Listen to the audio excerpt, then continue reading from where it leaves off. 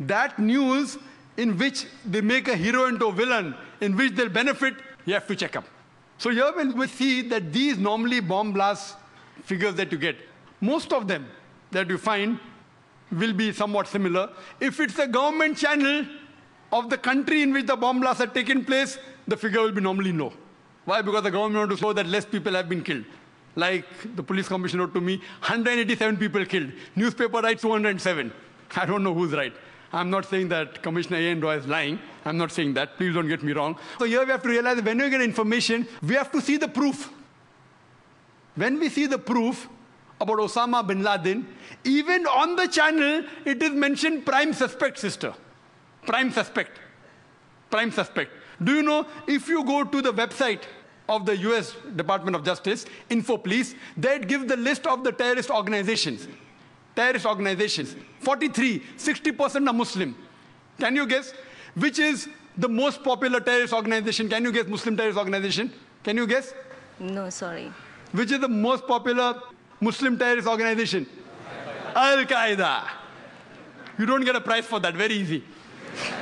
Al-Qaeda. According to the US Department, you know how many attacks? How many attacks? Ulfa, 749 attacks. Al-Qaeda, only 28. Out of that, 26 alleged, 2 Al-Qaeda claims they did it. According to the site of US Department of Justice, Al-Qaeda claims, all alleged, not a single proved. Even on the official site of US Department of Justice, not a single attack of Al-Qaeda has been proved. I'm not here to support Al-Qaeda. You know, when Yohan Redley went to Afghanistan, she was arrested by the Taliban. She comes back and she's asked the question, what are your views about Al-Qaeda? She replies, I doubt whether Al-Qaeda exists. So sister, what I'm trying to tell you, that when we get the information, if you are a man of the media or a person of the media, you can realize and you know that this information mostly will be correct, this has to be checked up. So what we have to realize that it is suspect, prime suspect, prime suspect. Even on CNN and BBC, even though they say it's a prime suspect, they're treating him as though he's a culprit. Can you go and kill thousands of Afghans only because of prime suspect? Not even proved.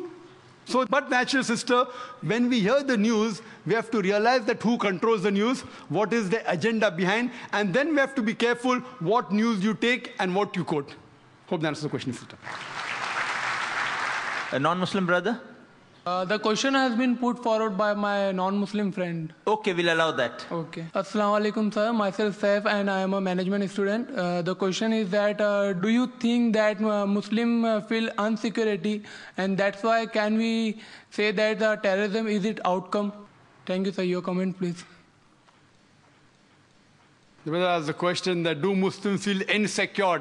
And that's the reason terrorist acts are done. I told in my talk, the main root cause of terrorism is injustice.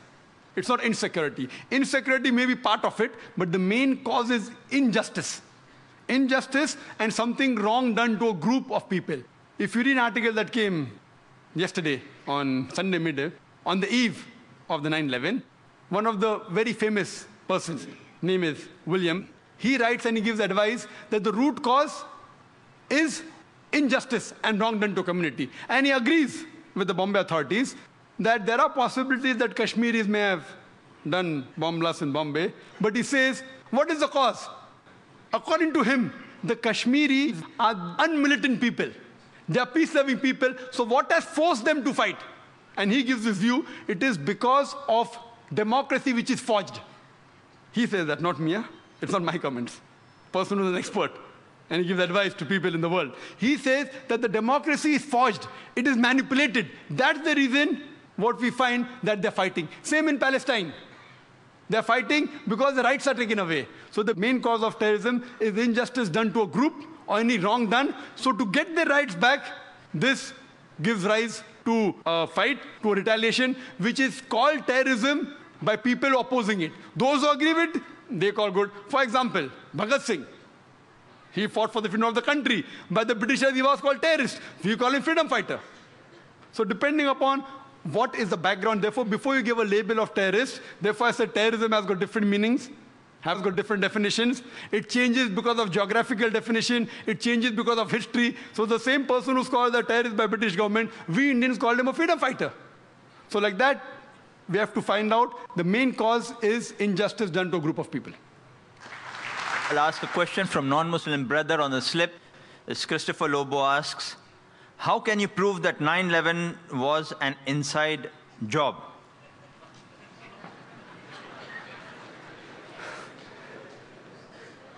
Brother Lobo has asked that how can I prove 9/11 was an inside job? I've got the proofs, I can repeat the proof, it has been proven by other people. Just a few days back, there was an article that came in the newspaper that 75 professors of US, they say, they believe that 9/11 was an inside job. And in the article, it was mentioned, it came in Times of India, I think on the 7th of September. It says that 75 professors and scientists belonging to different universities from different parts of US, they believe that 9/11 was inside job. And they say that there were some politicians in White House who have engineered the destruction of the Twin Towers. And they say the main reason was so that they could attack and they could have control of the oil-rich countries. Open secret, I told you.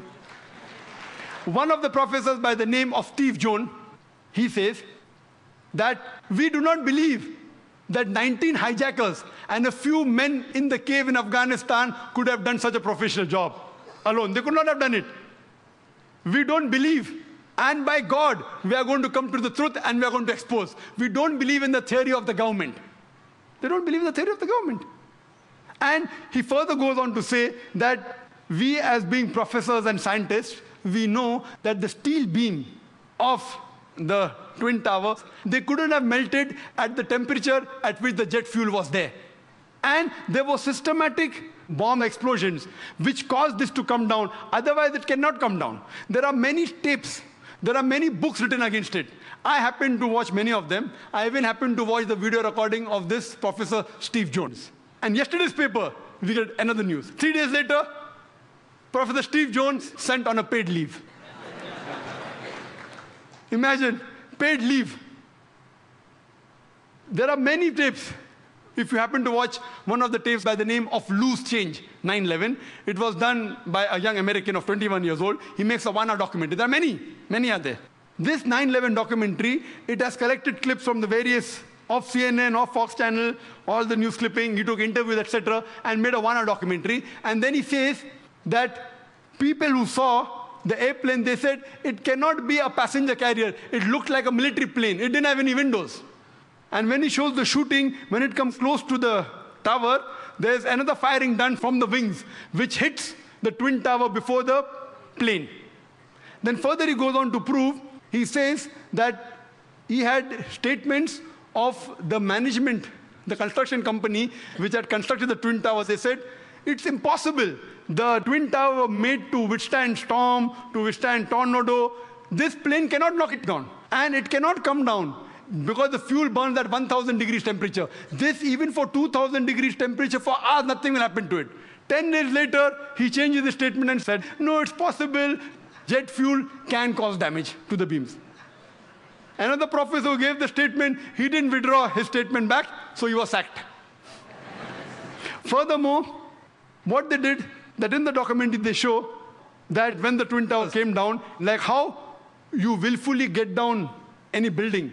And he gave statistics that many buildings in New York, tall skyscrapers, 40 floors, 60 floors, they caught fire for many hours, but none of them came down. It is the first building in the history of USA.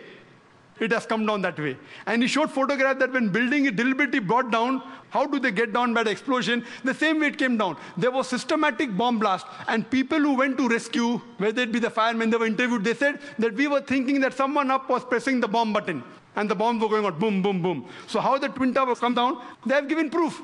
Furthermore, they say that all the proofs given by the government, they analyzed. They said 19 hijackers, some of them, they were trained as